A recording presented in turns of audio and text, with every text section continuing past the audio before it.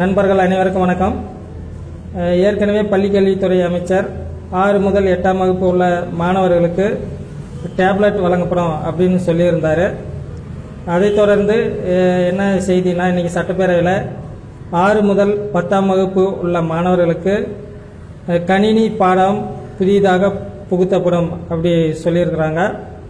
இதில் என்ன அப்படின்னு சொன்னால், இந்த புதிதாக தொடங்கப்பட உள்ள பாடத்திட்டத்திற்கு கணினி ஆசிரியர்கள் நியமிக்கப்படுவார்களா அப்படின்ற கேள்விக்கு அவர்கள் கொடுத்த பதில், ஏற்கனவே உள்ள ஆசிரியர்களை கொண்டு அந்த பணியிடம் நிரப்பப்படும் அப்படின்னு சொல்லிட்டாங்க.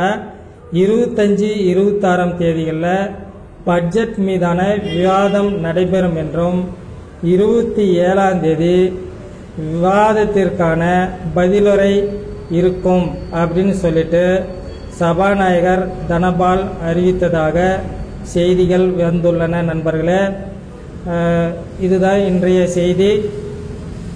நன்றி நண்பர்களே. நம்ம சேனலை சப்ஸ்கிரைப் பண்ணாதவங்க சப்ஸ்கிரைப் பண்ணிக்கோங்க, லைக் பண்ணுங்கள், ஷேர் பண்ணுங்கள்.